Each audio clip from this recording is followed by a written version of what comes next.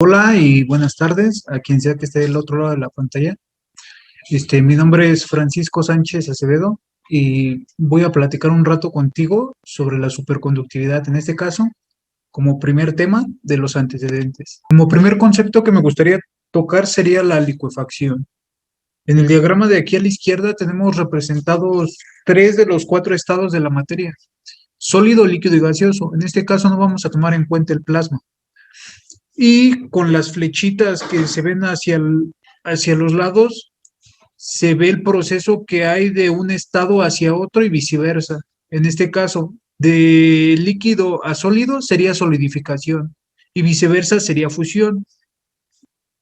De sólido a gaseoso, sublimación. Y en este caso el que nos interesa a nosotros, de gaseoso a líquido, licuefacción. Una vez ya abordado este tema, ya podemos hablar de los precursores de la licuefacción de los gases.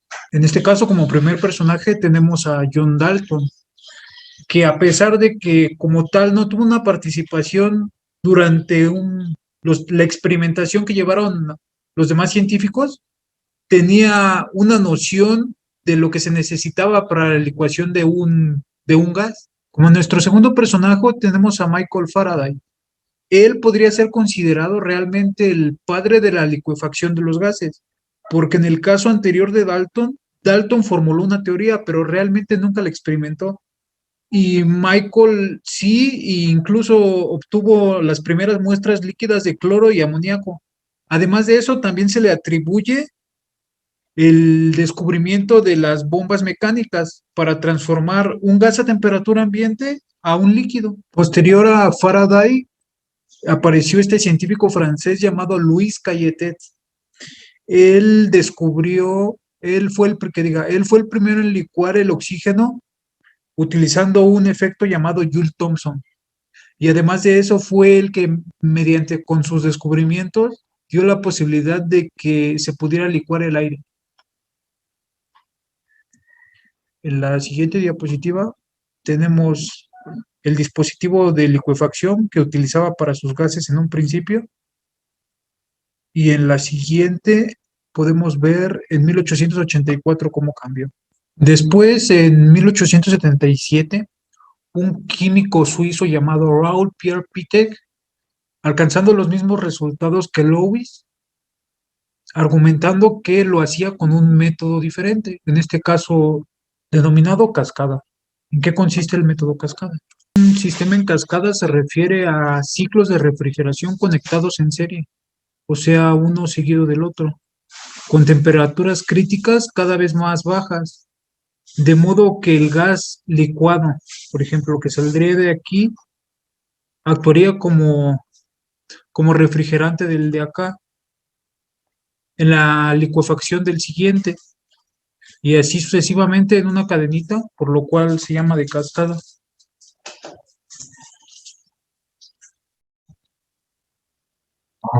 Sigmund Florenti Wróblewski y Karol Olszewski fueron dos científicos polacos que la contribución que hicieron a la licuación de gases fue que mediante la modificación del equipo de Cailletet fueron los primeros en obtener gotas de oxígeno líquido que pudieron observar en una probeta de vidrio. Y posterior a esto, 2 semanas después lograron licuar el nitrógeno, posterior a este gran descubrimiento en 1888, mientras estaban estudiando las propiedades físicas del hidrógeno. Sigmund Florenti, este señor de aquí, tuvo un accidente con una lámpara de queroseno, lo cual le provocó quemaduras muy fuertes y tiempo después murió en un hospital de Cracovia. James Dewar fue el científico que más se acercó hasta esa fecha a la temperatura del cero absoluto, los menos 273 grados centígrados. Y además de eso, también observó las propiedades que llegan a alcanzar este tipo de líquidos cuando se encuentran a ese tipo de temperaturas, como la resistencia eléctrica. Además de eso, también se le acredita la invención del vaso al vacío, que vendría siendo este de aquí. que era un dispositivo que evitaba el paso de calor con el exterior, por lo cual mantenía la temperatura de los líquidos por un largo periodo de tiempo, lo que hoy en día nosotros conocemos como los termos. El helio como parte fundamental de la superconductividad. La palabra helio proviene del griego sol, y esto tiene su raíz en que se descubrió gracias al espectroscopio durante un eclipse, gracias al astrofísico Pierre Jules César Janssen. En un momento no se sabía que se había descubierto un nuevo elemento. Se creía que eran fragmentos de algún otro, pero después Lockyer también ayudó para corroborar la teoría del astrofísico, y por lo tanto su descubrimiento se les atribuye a los dos científicos. William Ramsay fue el primer científico que pudo aislar el helio. Esto lo logró mediante la combinación de un ácido con un mineral que lo contenía, en este caso el llamado clevate, es este de aquí, y descubriendo ese gas pudo encontrar los demás gases nobles como el argón, el neón, el criptón y el xenón.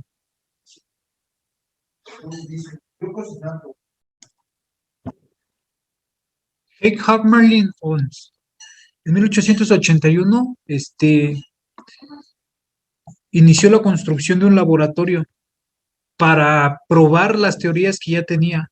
Su intención era llevar los líquidos a temperaturas bajo cero para comprobar todo lo que ya se había dicho anteriormente por todos sus colegas. Y así fue como el 10 de junio de 1908 se llegó a la primera licuación del helio, lo cual significa el primer gran paso hacia la superconductividad.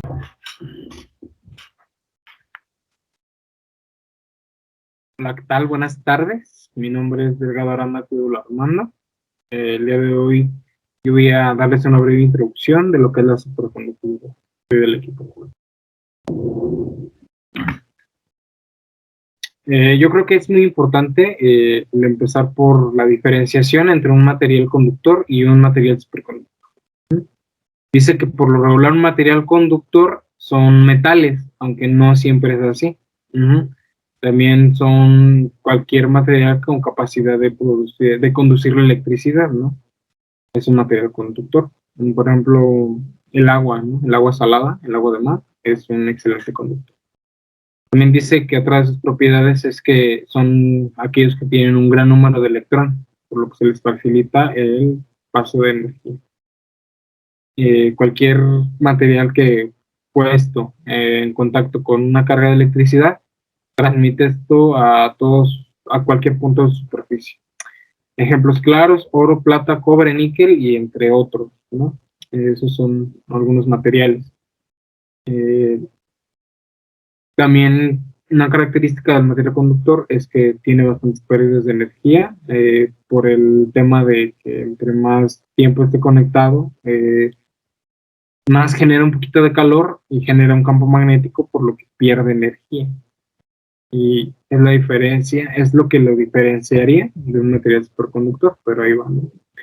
Dice que son aquellos materiales que al ser enfriados dejan de ejercer resistencia al paso de la corriente eléctrica, cosa que los materiales conductores todavía tienen resistencia, por eso generan ese calor y por eso tienen esa pérdida de energía. Dice que la conducción de electrones se realiza sin pérdida de energía. Otro punto a favor de los superconductores. Y además expulsan un campo magnético, que se le denomina como el efecto de Meissner, lo que da lugar a fenómenos muy espectaculares. Ejemplo claro, el tren bala de Japón. Entre ejemplos que tiene esto es el mercurio, litio, titanio, cadmio, entre otros, que son metales, pero no son metales como físicos, ¿no? O sea, son más metales líquidos. Esos son. Les voy a hablar también de lo que es el efecto de Meissner. Insisto, hay que conocer tantito. Dice que consiste en la desaparición total del flujo del campo magnético en el interior de un material superconductor, por debajo de su temperatura crítica. La temperatura es muy baja. Fue descubierto por Walter Meissner y Robert Hochschild en 1933, midiendo la distribución de flujo en el exterior de muestras de plomo y estaño, enfriados por debajo de su temperatura crítica en presencia de un campo magnético. Así lo descubrieron. Bueno, eso fue su forma de descubrirlo, ¿no? También dice que Meissner y Oeschenfield encontraron que el campo magnético se anula completamente en el interior del material superconductor. Por lo que este se comporta con un material diamagnético perfecto. Un material diamagnético perfecto, supongamos que tenemos dos imanes, ¿no? Si los ponemos polos opuestos, pues se pegan. Los ponemos polos, mismos polos y se repelen. Un material diamagnético se mantiene. Parece que está flotando. Eso es un material diamagnético y es el efecto Meissner, que por lo regular tienen este tipo de materiales, ¿no? Les voy a hablar también del que descubrió la superconductividad, ¿no? Heikki Karmelin Wonds, el señorón. Él nació en Groninga, el 21 de septiembre de 1853 y falleció en Leiden el 21 de febrero de 1926. Fue el físico neerlandés descubridor de la superconductividad y galardonado con el Premio Nobel de Física en 1913. Cabe aclarar que ya en 1908 él ya había hecho el descubrimiento o había hecho la licuefacción con el helio, que era algo muy difícil y él lo logró. Gracias a eso, en 1911, junto a Giles Hoss, descubre la superconductividad, ya que observó que la resistencia eléctrica del mercurio desapareció bruscamente al enfriarse a 4 Kelvin, que es a menos 269 grados centígrados aproximadamente, cuando lo que esperaba era que disminuyera gradualmente hasta cero absoluto. O sea que no tuviera nada de energía. Y todo esto en base a la ley de Lord Kelvin. Puesto que se trata de un fenómeno especialmente cuántico, o sea, a niveles moleculares, no se hicieron grandes avances en la comprensión de la superconductividad en sus tiempos de este señor. Puesto que la comprensión y las herramientas matemáticas de las que ellos disponían, pues no eran suficientes para afrontar el desafío, ¿no? El problema que era todo este tipo de energía, ¿no? Y todo esto se logró, o se retomó aproximadamente en los años 50, ya después de 40 años. Vamos a hablar del experimento que llevó, ¿no? Aquí nos dicen que él ya era capaz de llegar a 1.8 Kelvin. Y muchos de los físicos compañeros de su época decían que su laboratorio de este señor era el punto más frío del planeta. Como les dije antes, él se basaba en el modelo teórico de Lord Kelvin, que predecía que al enfriarse un metal la resistividad debería de crecer hasta un mínimo, o sea, se debería de hacer mínimo, o sea, ya no debería de pasar energía, ya que la resistencia se debe al scattering de los electrones por los iones de la red. Pero el modelo indicaba que también la movilidad de los electrones a su vez disminuía, y por tanto a temperaturas aún menores, cercanas al cero absoluto, la resistividad crecería hasta hacerse infinita, o sea, de plano no iba a pasar energía. Por ejemplo, un ejemplo claro es la resistencia, ¿no? Que en su casa yo caliento mi agua con resistencia. Estudié ese fenómeno, ¿no? De por qué se calienta el agua. Y a lo que tengo entendido, la energía bombardea las moléculas del agua y hace que se friccionen, y por eso es que se genera el calor finalmente, ¿no? Igual el alambre está generando calor por lo mismo, porque está generando una corriente eléctrica en la resistencia. Y pues sí, ¿no? O sea, ellos pensaban que al llegar a cero, pues no iba a haber calor, por lo tanto no iba a haber energía y no iba a haber paso de electricidad. Pues no, la sorpresa fue que el experimento de Karmelin en Wonds, el 8 de abril, había demostrado un resultado diferente. Y estamos hablando de un experimento que no tenía base científica, o sea, no lo había respaldado en nada, o sea, lo estaba haciendo y chin, le salió, ¿no? Gracias a esto, él se empeña en seguir adelante, ¿no? y el 23 de mayo de 1911, ya con un sistema mejorado, ya planteándose, ya tomando datos, recabando información, está explorando en temperaturas ya de 3 y 4.3, estamos hablando que ya manejaba 1.8 de grados Kelvin, ¿no? Y aquí ya está manejando hasta 4.3, todo aumentando la temperatura, lo que les permitía tener condiciones más controladas, ya que lo hacían de una forma gradual y suavemente, ¿no? Y así pues, ya controlaban más para saber en qué momento se iba a disparar la superconductividad, ¿no?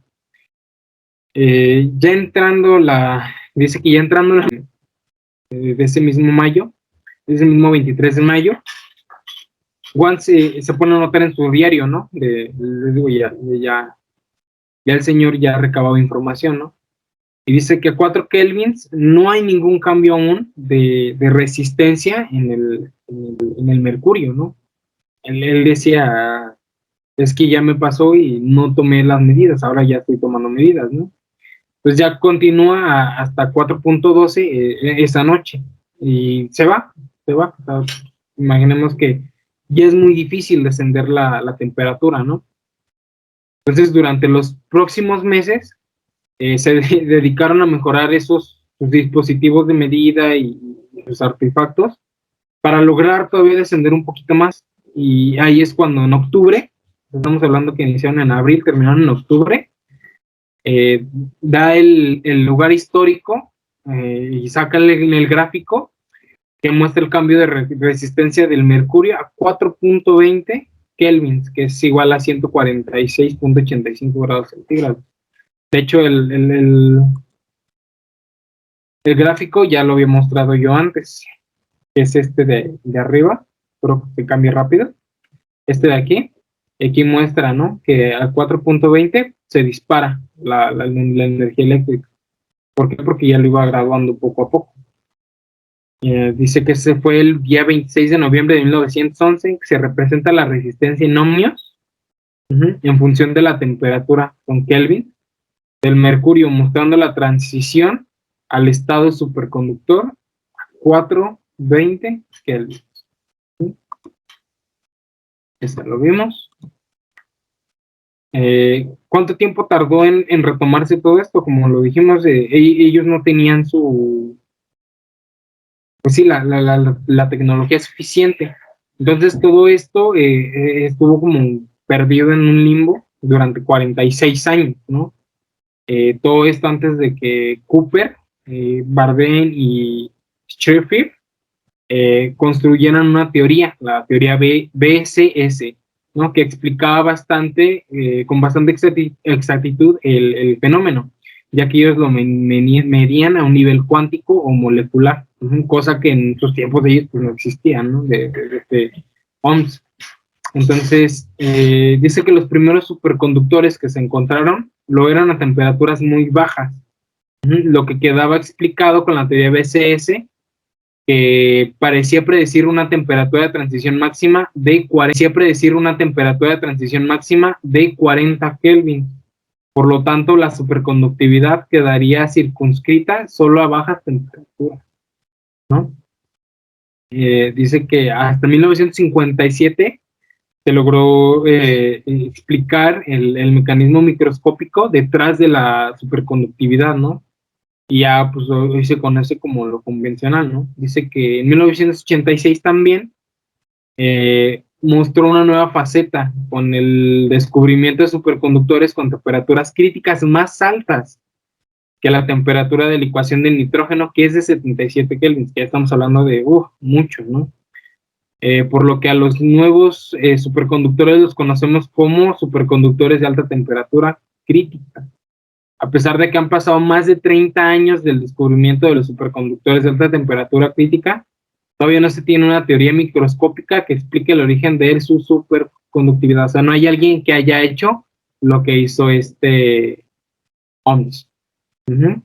Entonces,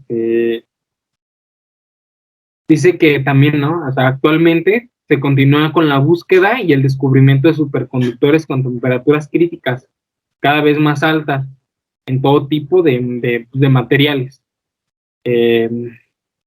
Por ejemplo, el último que encontraron, lo encontraron en septiembre del 2015, y que es el que ha tenido la temperatura crítica más alta hasta el momento, que es el hidruro de azufre, que bajo una presión de aproximadamente 1 millón de atmósferas, generó 203 Kelvin. A esa temperatura y esa presión se disparó su superconductividad. El pasado 8 de abril de este año se cumplieron 105 años del descubrimiento de la que hoy conocemos como la superconductividad convencional.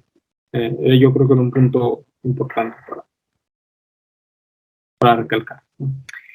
Aquí dice que el uso correcto o el uso de estos superconductores, como lo vimos, o sea, durante la historia, ahora sí no se usaron bastante, hasta a partir de 1950, o sea, de su descubrimiento tardaron varios años en retomarlo el tema y empezar a trabajar, investigar y a meterle en las tecnologías, ¿no? Y, por ejemplo, ahorita lo vemos, ¿no? Como lo dicen aquí. O sea, esto ayuda tanto a la medicina, al transporte, a la energía y la navegación. Y sirve tanto fabricación de componentes de circuitos electrónicos como fabricación de cables y la producción de cables de grandes campos magnéticos. Esto es básicamente lo que yo investigué, lo que yo entendí, lo que más me atrajo de toda la información que vi. Y ahora sí que pues esta es mi exposición. Aquí tengo los links de algunas páginas, por si gusta checarlas, están interesantes. Me va a regañar por esta, pero pues la verdad, de ahí saqué, no todo, pero saqué cositas, ¿no? Complementé información con otras páginas que también vienen de aquí. Eso sería todo por mi parte. Muchas gracias, Rosana. Ahora que siga mi compañero.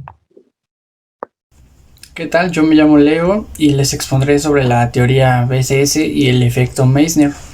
El efecto Meissner fue descubierto en 1933 por Heinz Meissner y Robert Oxenfeld, quienes estudiaron el comportamiento magnético de los superconductores y descubrieron que cuando algunos se enfrían por debajo de su temperatura crítica, en la presencia de un campo magnético, el flujo magnético se expulsa desde el interior del conductor. Esto quiere decir que los superconductores no solo son conductores perfectos, sino que también son diamagnetos perfectos. El diamagnetismo es una propiedad que poseen los materiales que consiste en repeler los campos magnéticos. Y este fenómeno fue descubierto en 1845 por Michael Faraday.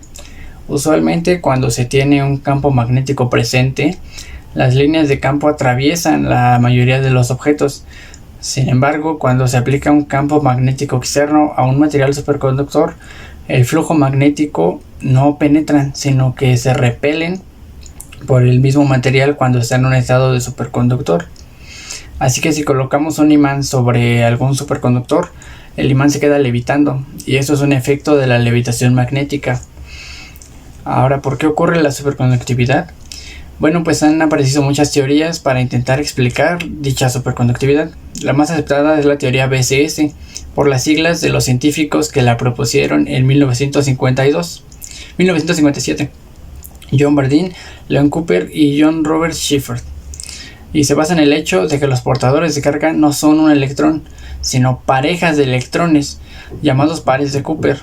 Estos electrones habitualmente se repelen, ya que tienen igual carga. Sin embargo, cuando se hallan inmersos en una red cristalina, es decir, la microestructura del material, es posible que la energía entre ellos sea negativa, y esto quiere decir que se atraigan, en lugar de que sea positiva o de repulsión, repulsión, de manera que se crean parejas para minimizar dicha energía. Esta teoría también tiene limitaciones porque no explica el porqué de la superconductividad en aleaciones o cerámicas, pero sí explica el efecto Meissner, así como la superconductividad en muchos otros elementos. Por esta teoría, estos tres físicos obtuvieron el premio Nobel en 1972. ¿Qué aplicaciones tiene en la vida cotidiana? Bueno, en física de alta energía se utilizan campos magnéticos para acelerar, enfocar haces de partículas cargadas de energía. Los imanes superconductores generan campos magnéticos más intensos y permiten investigar áreas que con los imanes convencionales jamás se podría investigar. Otra aplicación sería en el transporte. Los sistemas de vehículos Baglet de alta velocidad ofrecen una solución a problemas como el depender solo del petróleo y pues dichos problemas que genera la contaminación. Hay dos tipos de levitación maglet, de fuerza atractiva y de fuerza repulsiva. El maglet atractivo utiliza electroimanes que no son superconductores. Están montados en un vehículo que son atraídos por la parte inferior de rieles de acero. Este concepto fue inventado en Alemania. Una desventaja es que la suspensión entre el riel y el automóvil es de menos de media pulgada. Sin embargo, se desarrolló y se llama Transrapid y actualmente está en Alemania. El maglet de fuerza repulsiva utiliza vehículos levitados por imanes superconductores que inducen corriente repulsiva en un riel que tiene lámina o bobina de aluminio. Estos vehículos son levitados de 5 a 10 pulgadas por encima del riel. Este concepto fue inicialmente inventado en Estados Unidos, pero se desarrolló en Japón y utiliza helio líquido para enfriar el material superconductor, que es una aleación de niobio y titanio a 269 grados centígrados bajo cero, y eso le da un estado estable de superconductividad. Hola, mi nombre es Joshua López y yo les voy a hablar acerca de lo que es la clasificación de los superconductores. Si bien algunos materiales son buenos conductores eléctricos, algunos de ellos se ofrecen alguna resistencia eléctrica, pero los superconductores son aquellos que tienen, dependiendo de su temperatura, dependiendo de su composición, tienen una menor resistencia eléctrica o prácticamente nula, por lo que lo hace mucho más eficaces al momento de hacer la conducción eléctrica, dependiendo de tu intensidad y su campo magnético. De igual manera, para la clasificación existen varios tipos, varios grupos, en donde nosotros podemos llamar debido a su temperatura, debido a los materiales por los cuales está compuesto, o bien por la ley que los explica. Yo les voy a hablar más de esto a fondo a continuación. La superconductividad a alta temperatura son aquellos que alcanzan 77 grados Kelvin, mayor a los 77 grados Kelvin, como es en el caso de la ebullición del nitrógeno, que es a los 77 grados, y con ellos pueden cumplir estas funciones, estas propiedades que necesitan para ser superconductores y que su campo eléctrico, su resistencia eléctrica sea cercano a cero o prácticamente nula. En el dado caso de los materiales de baja temperatura, son aquellos que no traspasan de los 77 grados Kelvin. En este caso, la mejor resistencia, la mejor conductividad eléctrica se produce en los materiales de baja temperatura. Sin embargo, el uso de estos es muy costoso y es muy complicado de hacer, ya que requiere bastantes procedimientos y materiales que solamente pueden alcanzar ese grado de ebullición, ese grado de temperatura menor a los 77 grados. Entonces es bastante complejo y es bastante complicado para poder realizar la superconductividad de baja temperatura, pero en algunos dados casos para proyectos más grandes se utilizan este tipo de superconductores de baja temperatura, que son mucho más eficaces al momento de utilizarlos, y la conductividad eléctrica que tienen es bastante efectiva. Sin embargo, como les comento, es muy costoso y es bastante complicado realizarlo, pero de igual manera es la mejor opción. La siguiente clasificación es por sus materiales. En este caso tenemos varios subgrupos, como serían las aleaciones, la de elementos puros, elementos orgánicos, o bien la de los elementos cerámicos. Todos ellos ofrecen la superconductividad a partir de ciertas propiedades, a partir de ciertos protocolos, para poder realizar la superconductividad de manera más efectiva, ya que su campo eléctrico es más efectivo y tiene menor resistencia para poder ser superconductores. El primero de ellos es el de elementos puros, es decir, aquellos que están compuestos de un solo elemento, es decir, únicamente de hierro, únicamente de cobre, todo aquel metal que pueda tener conductividad eléctrica y que su resistencia sea prácticamente nula o sea muy mínima, son aquellos superconductores. En estos casos son los de tipo 1, que explica la teoría del BCS, son aquellos que están únicamente compuestos por un solo elemento. Las aleaciones son aquellos que tienen más de un solo compuesto, más de un solo elemento.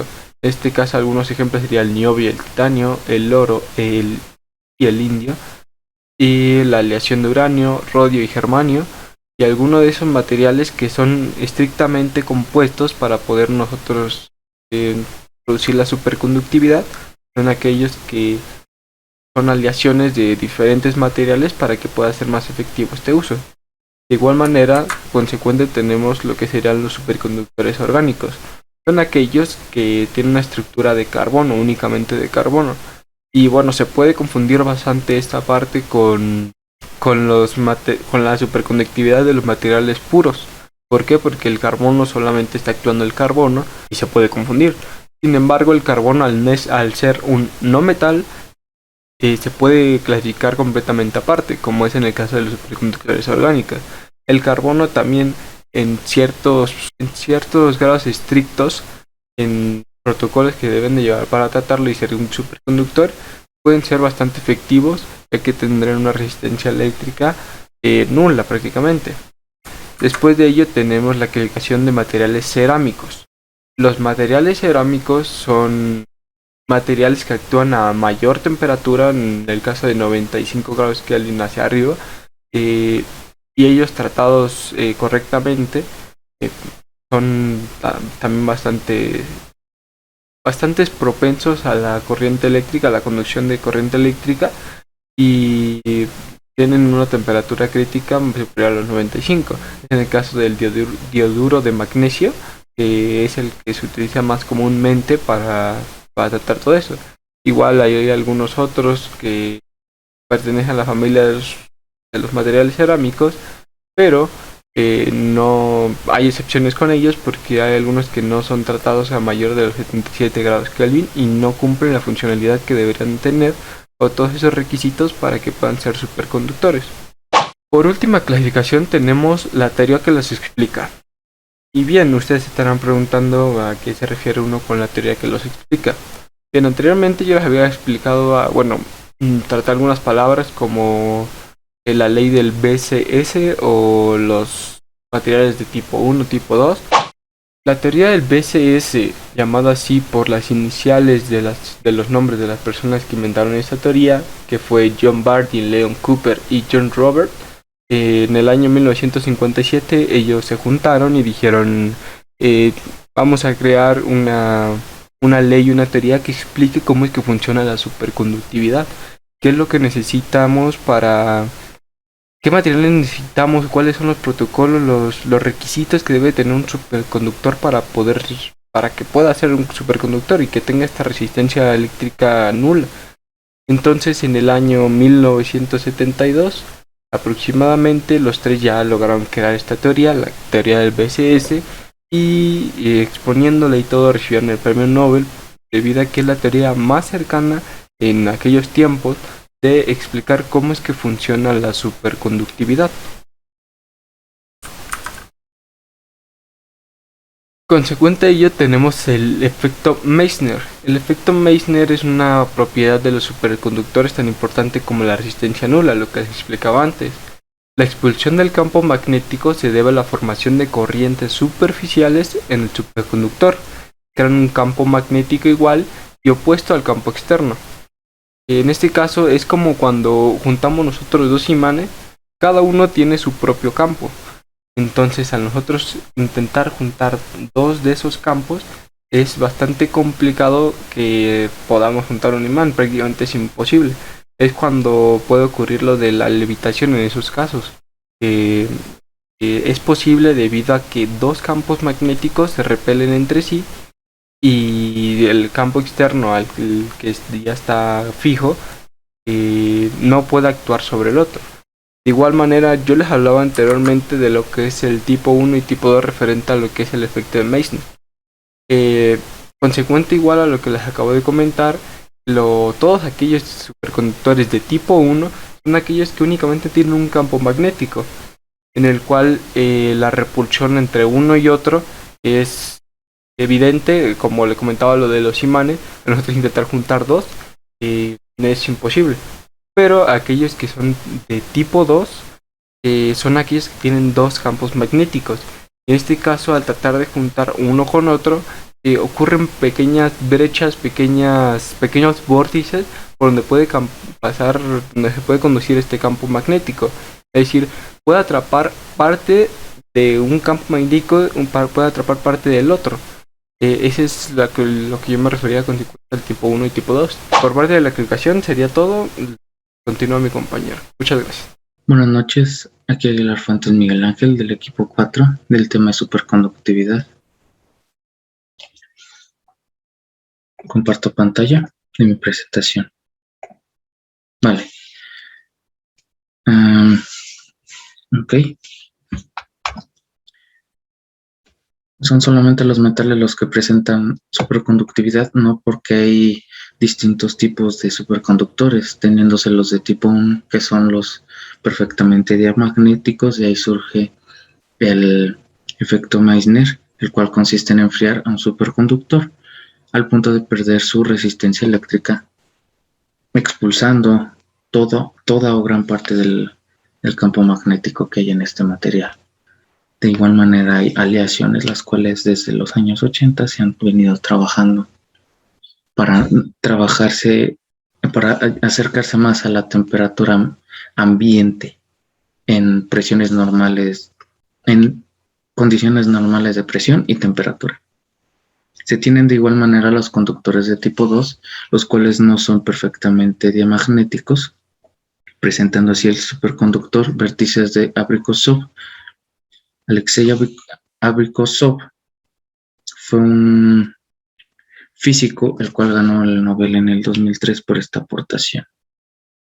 En otros ejemplos de superconductores tenemos al latón, el aluminio, el hierro, destacando el metal galvanizado, el cual a ciertas condiciones de temperatura se puede llevar a cabo la superconductividad. Aquí una pequeña línea del tiempo y una gráfica, la cual se muestra aquí, que refleja cómo a través del tiempo se han descubierto elementos y se han hecho combinaciones, permutaciones, aleaciones, las cuales han permitido que se acerque un poco más a la llegada, a la puesta en prueba de la superconductividad a temperatura ambiente. Se habla aquí de Kamerlingh Onnes, quien fue el primer autor en la carrera de la superconductividad, llegando casi al cero absoluto, 0 grados Kelvin. Meissner y Oersfeld descubrieron los diamagnéticos, de ahí nace el efecto Meissner. Por esta aportación, los hermanos London, la expulsión del campo magnético, como resultado de Meissner, y tiempo después la teoría BSS, ganadora del Nobel en 1972. Aplicaciones, bien lo son el ferrocarril, el tren bala de China, el cual trabaja con este sistema de levitación en el cual no hay fricción entre los rieles, o sea, nula fricción. Por parte de la empresa CRR, Suzhou Locomotive, la cual igual es dueña de los nuevos metros de la Ciudad de México.